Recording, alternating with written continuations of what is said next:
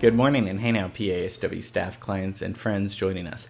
Welcome to Monday's class. Hope you guys had a great weekend. We're getting right back to work with our film scoring Mondays and our little series where we play a game. I find a famous scene or just any scene, and I strip the music away, and we come up with our own theme or something that offers a different perspective, something that fits well. Usually I try to throw in a curveball, but that's just because I'm a prankster. But you guys have been doing really great work, so I'm proud of all that. So today we're going to look at another huge movie that mostly everyone's known. If you haven't seen, everyone has heard of it. We're going to be looking at another film by Steven Spielberg.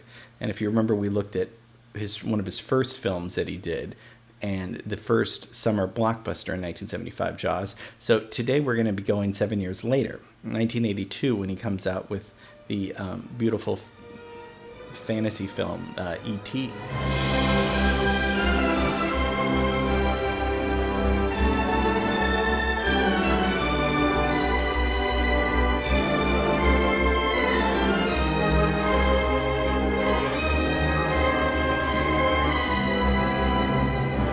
E.T.'s a 1982 American fantasy, science fiction like film, directed by Spielberg and written by Melissa Matheson. And it tells the story of this little kid, Elliot, who befriends this extraterrestrial, E.T., who's stranded on Earth. And it's a lovely little story between the two. It was based on a character that Spielberg invented when he was a little kid while his parents were going through a divorce.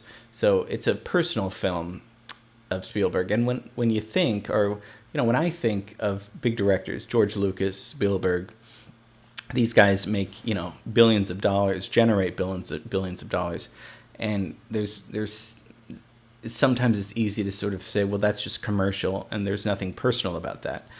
And even I've said that too, but there is something personal. These guys, especially Spielberg, they're making films that they wanted to see when they were kids growing up, and that either they weren't there yet or they had to create them themselves, but they created their own fantasy world for all of us.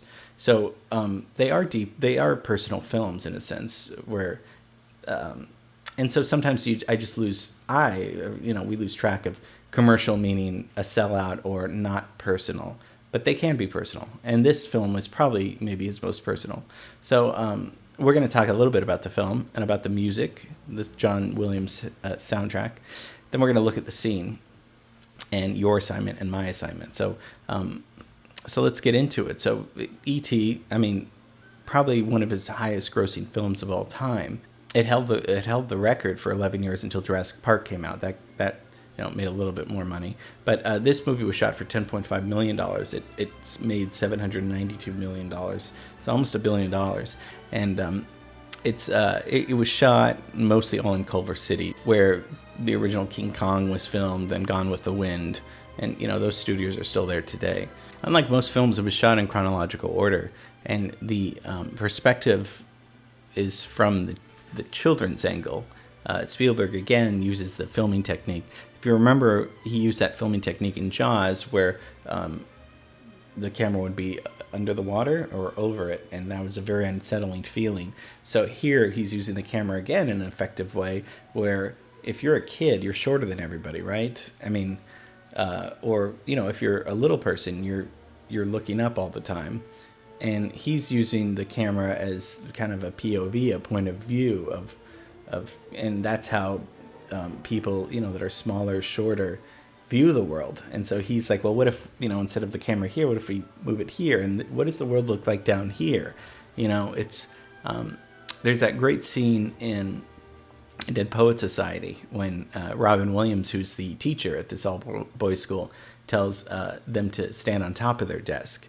And, they're confused about why, what's the point of this? But he's like, well, you get a different perspective all of a sudden. And then with a different perspective and view, your reality becomes different. Your thinking becomes a little different, even if it's unconscious.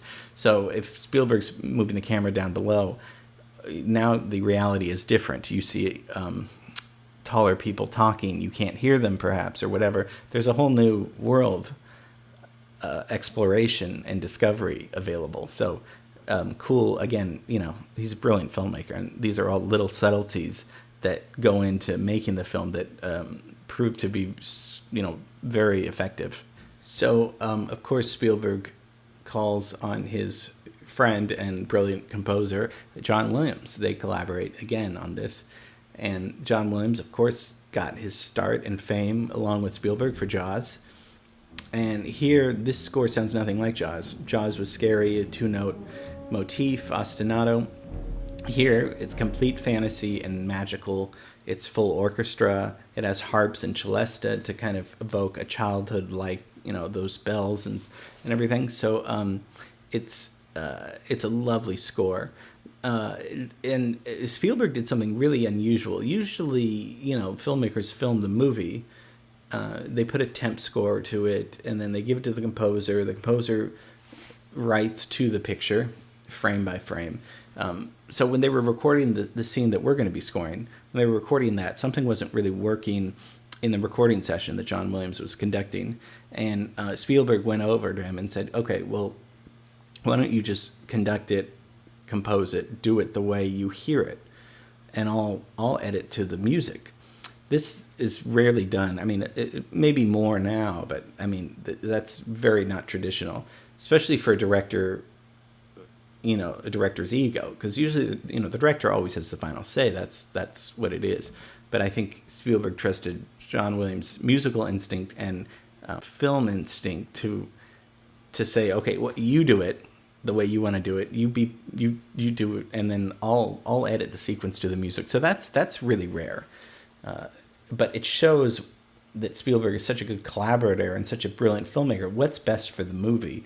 The score is beautiful, and this chase scene works so well with the score. So it's just it's very cool. So we'll take a look at that in a little bit. John Williams' score.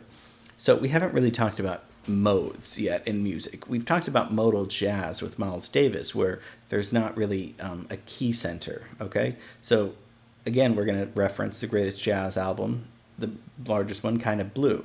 Now, we've listened to So What almost, in every week we listen to this, and we come back to it. So What is, 2 chords for the most part. It's 4 chords total, but it's kind of these 2. So there's no tonal center, really. What John Williams is doing is using polytonality, and polytonality refers to 2 different keys being played at the same time. Okay, we won't go too technical into this, but you have the key of C. Remember we talked about Bill Evans. We had the root note, right? C is the root note. So if you're in the key of C, and you can go to the key of D, and you can play the C chord and a D chord at the same time. And if you do that, you get a mode. So there's 7 musical modes. And this mode that he's using is the Lydian mode. The Lydian is like a major scale, except with a raised 4th. So if we have a C major scale, it's going to be C, D, E, F sharp, G, A, B, C. So it's a major scale, except the 4th is raised to an F sharp. That gives it this sound it's a happy sound. It's used in film scores all the time. So why do we have modes? Is this just fancy music theory talk? No, we have modes because they evoke different emotions in the score. So many times I don't write my music really thinking I'm going to do it in this mode. I just but I think of it afterwards. So each mode presents different emotions. So like I said, there's 7 modes. So you could, if we went through each mode, you would hear the difference. And we could, but I don't want to deviate too much of the assignment. But what John Williams is using is polytonality, two keys going on at the same time. So kind of a C chord and a D chord going on simultaneously. Let's listen to the scene with John Williams' score, and then we'll hear it without the music. Okay.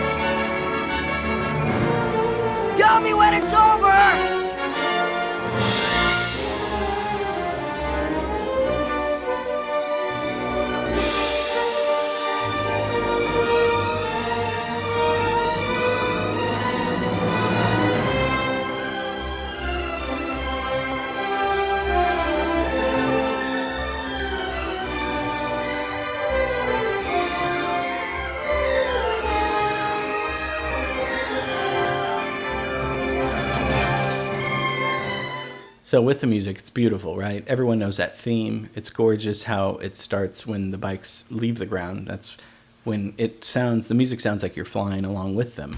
It's such a fun moment in cinema history, so iconic and cool, and the music makes it so magical, and it kind of makes you want to be a kid again riding, or it evokes that. Okay, let's listen to it without the music.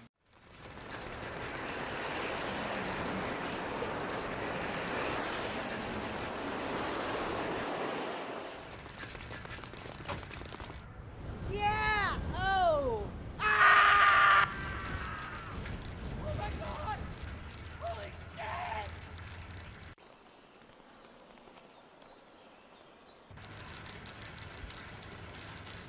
Tell me when it's over! Woo!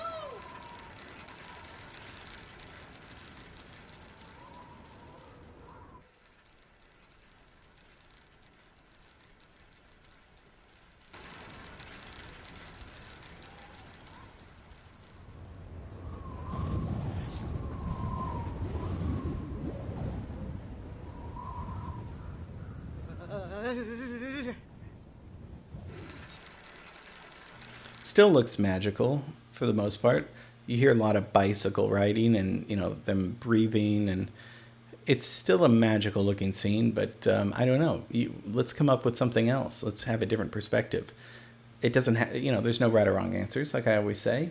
For those of you that haven't played along, play along. If you look at, I'm going to post a scene again with no music after the class, and see if if it reminds you of something, and email it to me or post it below a link on Spotify or YouTube, and play along if you want. If it's wow, I hear this song over this scene, email me the link to the song, and tell me where you want it to start, or if you don't want to do that, just send it to me, and I'll see if I can embed it the way that you envisioned it. But this is fun. I'm not sure what I'm going to choose, so I'm going to get to work right after this as well.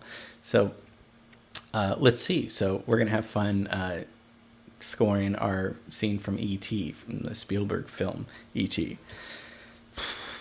Yep. Okay. This was fun. I'm very excited to see what we come up with. Have a great rest of the day, and see you tomorrow.